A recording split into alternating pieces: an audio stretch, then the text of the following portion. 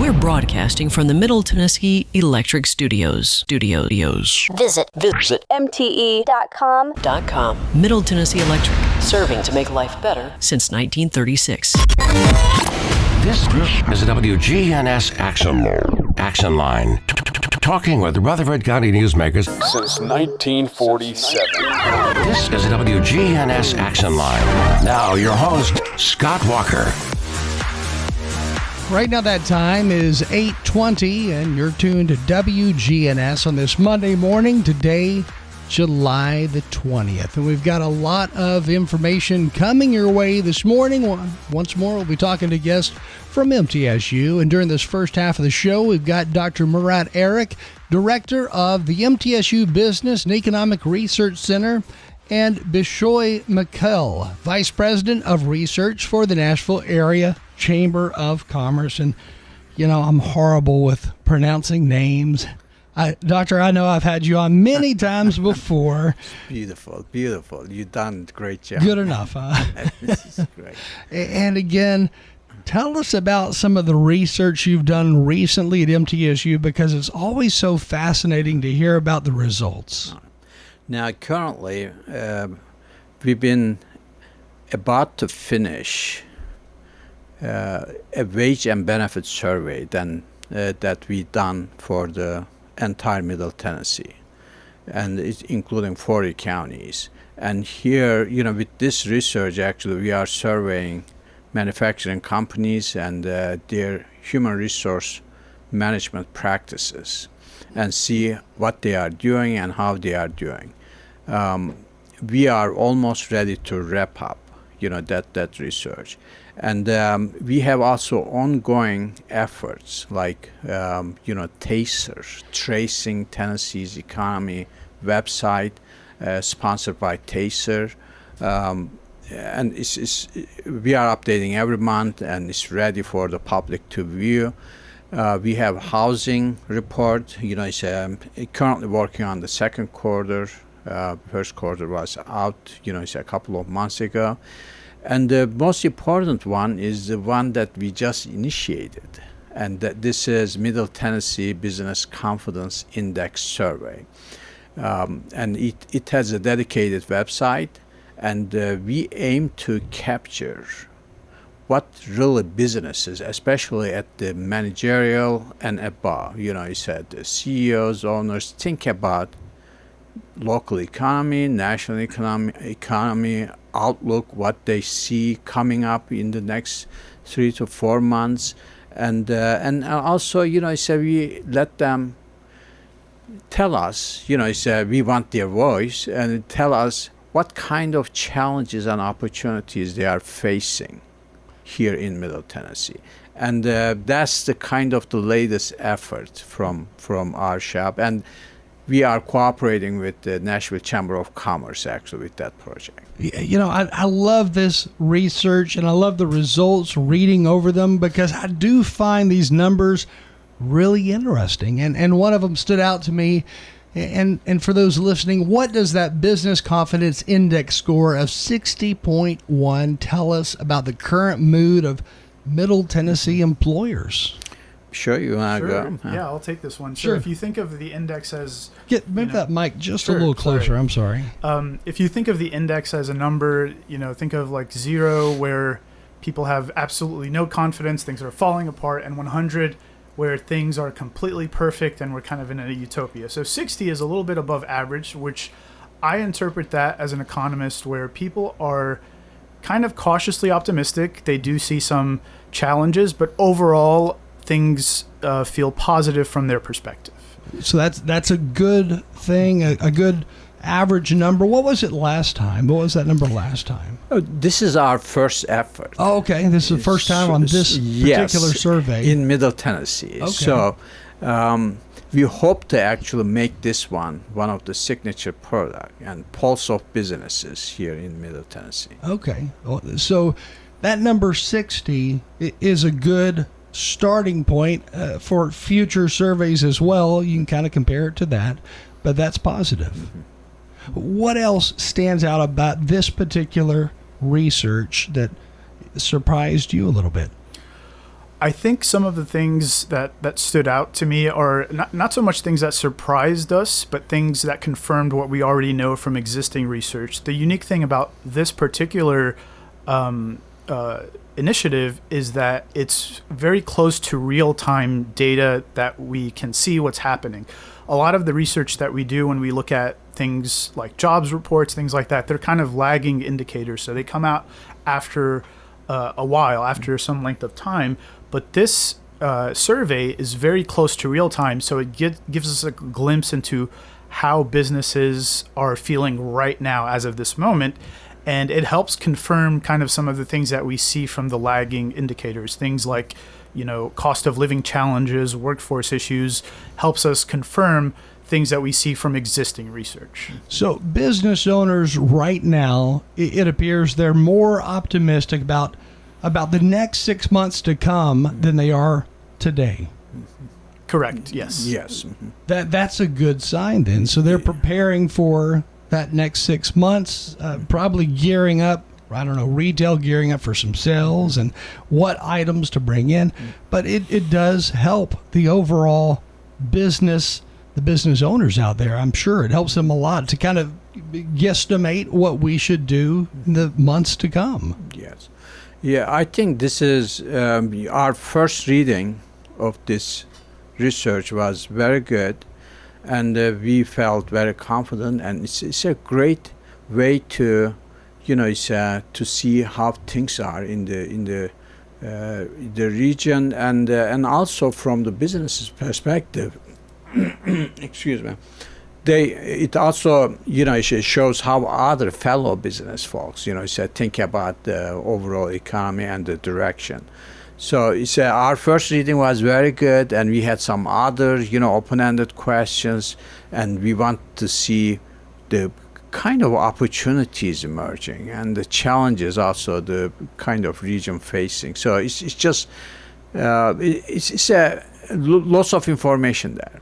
And it has a dedicated website, so they may anyone interested in actually they may go and visit. And this is the first 6 months of this year is an interesting time frame to take a look at, because right now, right this minute, of course, here in Rutherford County, the property assessment revaluations just took place. So those property appraisals the county property assessor did, some houses appraising at $500,000, some $600,000, which is surprising if you've grown up here.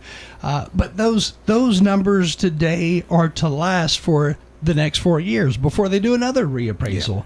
Yeah. And so I think that kind of throws off some people, because even though that valuation may say $500,000 on your house may actually sell for $475,000, because that $500,000 is supposed to last for the next 4 years.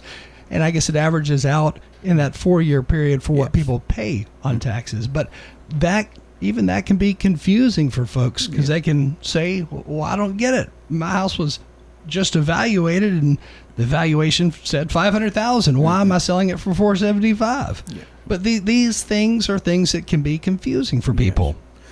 It's kind of interesting.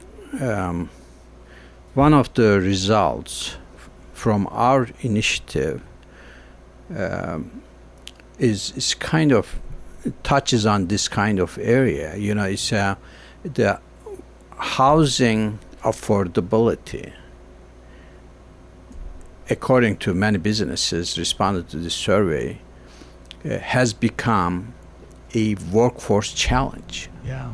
And it's a kind of quality of living, or or ability to maintain and buy home, or stay in the places where they are close to their job. So it become a real challenge. According to businesses, and data also shows that. You mentioned those appraisal numbers. It's a fascinating thing going on. One reason is it's really the cost going up. Yeah. For sure. And for business owners out there, I'm sure they look at this and they wonder, well, I really need my workforce to live close to work in order to make it realistic for them to arrive on time, to be there when I need them. But how do business owners really factor that in and work with that? Because that cost of living can be high if you're paying close to minimum wage, or can you even pay close to minimum wage these days and have a workforce? Yes. Yeah, absolutely. I think Dr. Ark touched on a very important point that the cost of living and housing is not just a livability issue, but it's a workforce issue where, I think one of the reasons that Middle Tennessee has been so successful in recent years in growing economically has been that we've had a low cost of living. And now that's changing, and that's impacting our recent economic development efforts. And so that's why this is an important issue, not just for residents, but for businesses as well.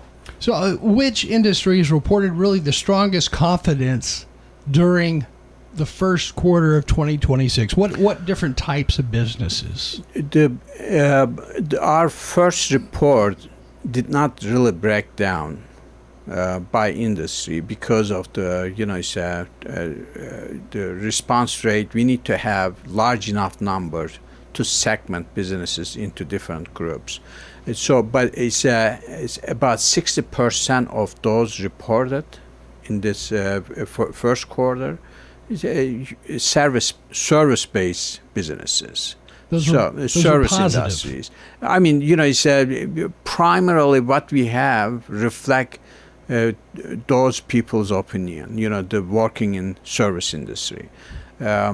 Unfortunately, I mean, I wish I would have, I'd like to have like 600 responses, and then I could, slice and dice to see how each type of businesses feel about, local economy. But we need cooperation from businesses. This is for businesses, for public to see what's going on. And also for them to plan the next 6 months, in their whatever they are doing in the market. But without their input, we are unable to, give them up-to-date, timely data. So we need their cooperation. If they are listening to us, please get us, get in touch with us, so we can actually include them in our next list. From the outside looking in, I can imagine it's tougher than ever to find folks to cooperate with the research because, well, even I probably get 20 phone calls a day that are spam messages or spam callers. So it's got to be tough getting through to people today. It is. That's why we actually, cooperating with the Nashville Chamber of Commerce. We show here, they are reaching out their members, encouraging them to be part of this conversation. And I think if we do that one, through our networks, this is currently we are in the second quarter. So we are just beginning, it's beginning steps. And we hope to have actually, it's a full set of, it's a large number of participation, sometime next year. It's going to take time to build. But after that, actually, we're going to have sectoral level analysis and some rich details about, how they feel, how the businesses actually see the region, and the directions that we are going. Makes sense. Have you been able to nail down if small business owners, local businesses, are maybe more optimistic than some of the larger industries, or vice versa? Again, we have those numbers, but we are currently, because of the number of responses, we are currently reluctant to, get that fine detail or make a broad, generalization on an argument about that. But we have those numbers, and we hope to actually down the road do some assessment. So more to gather, more work to be done for sure. What are some other things that you've worked on, over the last 6 months that have told you, hey, things are going to get better? It's one thing, especially focusing on. Bishoy actually you may jump in any time on this one. Here in Middle Tennessee, especially the upper corner, it's the Nashville MSA area and Montgomery, including Montgomery, is one of the fastest growing, brightest spot on earth. Yeah, I would say it's amazing. It's amazing, but that positive thing and for employment wise and many other things come with issues and challenges. One of the critical issue, of course, is housing we mentioned. That's one. The other thing is infrastructure, the transportation and many other things. Those challenges gonna dominate and make us feel bad, but on the other hand, those looking for a job, unemployment rate unbelievable, still under 3%. Here in Rutherford County, Davidson, Williamson County, it's just Maury County, Wilson County, Sumner County. These are the hot spots. It's always every single day you hear some companies locating, even though we see some layoffs, but the more actually coming in and replacing whatever we lost. I've got to admit, I've been really amazed at the low unemployment scores that Rutherford County, Williamson County, Nashville, Wilson County. I've been amazed at how low those numbers have remained over the last number of years, really. Some of the lowest in the country. Yes. Yeah, and if I could add to that, also, workforce has, because of those issues that Dr. Arik just mentioned, housing, cost of living, transit infrastructure, workforce is downstream of that and has also become something that the chamber is looking to help improve in the Nashville area. Optimizing workforce is going to be a very important issue for us, for sure. Have you got folks who work with these different businesses and trying to figure out the right way to go about hiring the right group of people? I think the challenge is, again, related to those issues, not necessarily hiring, but, finding and recruiting people that are going to be close to where businesses are. As I mentioned in the past, we were able to sell businesses that, hey, you could recruit people because the cost of living here is fairly low relatively. Now we're speaking with businesses where they're having trouble actually recruiting people because they're saying, the people that we're trying to recruit these employees, they're not able to afford to live in these places, so they're having to move out further. So again, that issue of workforce being downstream of that is a challenge for us that we're trying to solve. We're not like New York or California, where folks are used to living 3 counties away and driving an hour into work each day. We're not those places, but we're starting to see some folks who live up to an hour away drive into work each day. We're starting to see that.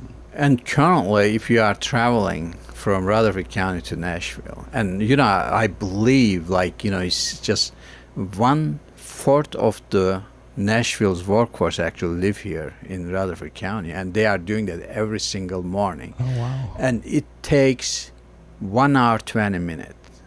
That's minimum kind of thing. In the morning, it's especially, if you live here around 7 a.m. and you are really stuck in the traffic. And infrastructure, when I say infrastructure, is one of the areas challenge that we have to tackle with. Now it's become a lot more, becoming a lot more important, especially the transportation side.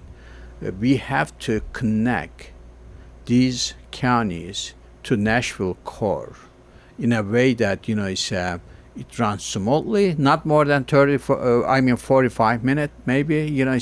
From Rutherford, Wilson, Sumner, Maury and Montgomery counties. Interesting stuff you guys are working on each and every study. Unfortunately, we're already close to out of time, but I appreciate it. And how can businesses get a hold of you in order to participate and be a part of these studies? So as Dr. Arik mentioned, we have a dedicated website. It's MTBCI, so Middle Tennessee Business Confidence Index, mtbci.org, where businesses can see the results and they can see the data and see how businesses are feeling about the economy in a snapshot time.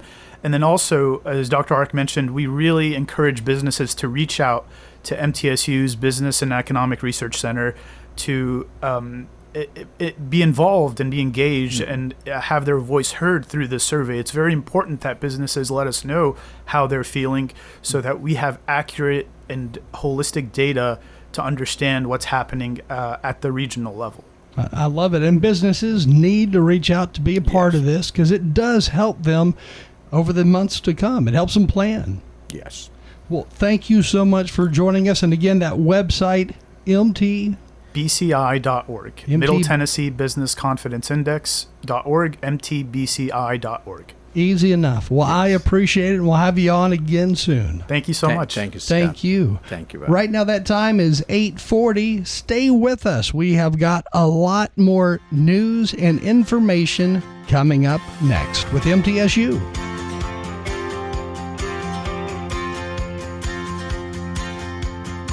Hi, this is Amanda from Animal City, inviting you to come do business with our family. We are delighted to have just celebrated our 35th anniversary, and that is all thanks to you, our wonderful customers. We are pet lovers too, and we personally select every treat and toy, ensuring it's the same quality that we give our own pets. Stop by Animal City and get the best quality pet gear in town. Animal City is at 919 Northwest Broad Street in Murfreesboro. This is Peter Demas, and our family is inviting your family to come eat with us at Demas's restaurant. The salmon is my favorite, and then we have a variation that's on a regular menu for the salmon imperial that has some Alfredo, some crab, some shrimp on it. But the salmon is fresh, and we cut it fresh, but all of our fish, you can either get blackened or you can get it with a regular seasoned salt, and either way you do it is just out of this world. And I'm not a fish person, but I will eat it at Demas's all the time. Come eat with us at Demas's restaurant on Northwest Broad Street. Hello, this is Emily Messier, and I am a resident at Adams Place Assisted Living. I used to be a runner, and now I'm getting ready to leave to go walking with a friend on the Greenway. And I do a lot of those things on my own or with one of my friends here or some friends in Nashville. This is Terry Deal. Call me at 615-904-9111. Adams Place on Memorial across from Walmart. The Action Line on FM 101.9 and AM 1450 Murfreesboro, FM 100.5 Smyrna. Listen and watch at WGNSradio.com. Time right now, 8:53. Now joining us in studio from MTSU, Dr. Vajera Menathunga, Director of MTSU's Actuarial Science Program and Associate Professor of the Department of Mathematical Sciences. I hope I got your name pronounced correctly. Yeah, you're right, Scott. So tell us what you do. I'm an actuary. I work at MTSU in Math Department. So we have a really great actuarial science program there.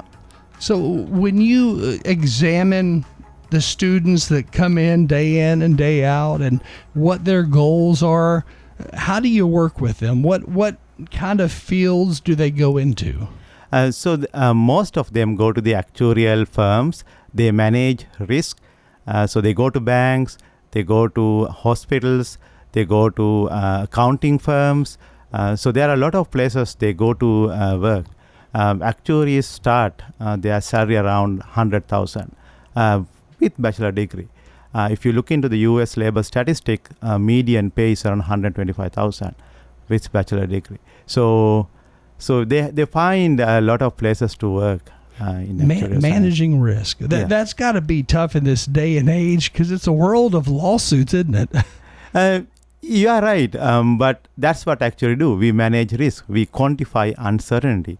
We give financial institution how to price risk. We give tools. That's got to be fascinating because how do you go about quantifying the number of risk that could take place and figuring out how to reduce them? So you need a background in mathematics, statistics, data science, economics, and you need background in communication skill. You are not just mathematician. You calculate things, but then you have to tell other people how you calculate it. What is the story behind that? Wow. So do some of these people go into work at big insurance companies that provide commercial insurance for businesses? Yes. For example, let's say Blue Cross Blue Shield in Tennessee. We have several of our alumni working in there. So that's a big health insurance company. So they may figure out on average, well, adults between this age and from this generation or ethnic background are more likely to contract some type of disease in the future, or they're more likely to get cancer. I mean, those things. You're exactly right, Scott. So, for example, let's say how much you should pay for your auto insurance, how much you should pay for your home insurance. Is your home near a river, or is your home in the tornado zone? So they take all of those things into account and then calculate the premium or how much you have to pay. I've noticed insurance companies across the country, they've started putting into their mathematics things like credit scores even. Yes. So that's kind of like an indicator how much you are responsible in financially. So they use that into their models, and then that would use it as a part of their calculation models. So when they're doing the research, do they go as far as calculating, well, this person, they reported a house fire in year 2000, but the house fire was not necessarily caused by them, but there was a house fire. Do they have to figure in that stuff too? Yeah. So they may have to consider about what kind of environment that house is in there. Is it near a tornado or near fire-prone area? So it doesn't have to be necessarily by that person. Maybe that area tend to have that kind of event. So yes, geographical location is necessary in these models. Yes. So they would take that factor and put that into the geographical area, not necessarily connecting it to that homeowner. That way it doesn't follow the homeowner around. Yes. So sometimes that's belief like that. It's just based on the homeowner. No, it's based on a lot of other factors. So you're right. Yes, Scott. Yeah. Hey, what type of different, I guess, companies outside of insurance do you guys usually see students go into if they're not going that insurance route? We have our alumni going to banks. We have our alumni going to the accounting firms, insurance firm, hospital, just risk managing places. So if you want to give a name, for example, Aon, then the Price, Blue Cross Blue Shield. So those firms, they work in there. Yeah. So let's look at hospitals as an example. What things do you look for in like a risk assessment? What are you looking at? So for example, let's take a hospital. And when you are walking in there, sometimes you see that here's a water, you may slip down. Why is that? Because if you slip down, you can maybe file a claim. So hospital has to take care of all those claims, like workers' compensation.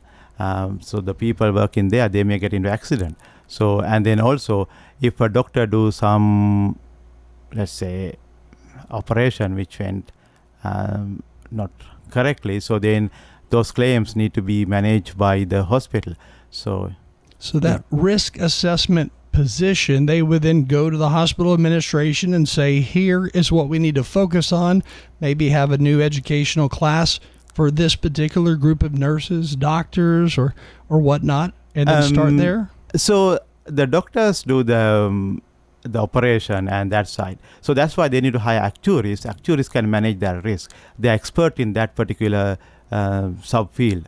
So the doctors and nurses in a different area, but then the actuaries come and then they see what kind of risk hospital is facing, and then now they can quantify that risk and then calculate the premiums or how much money need to be set aside for the claims. Well, that's fascinating work. And to learn more about it, where do people need to go? You can go to the acsi.mtsu.edu.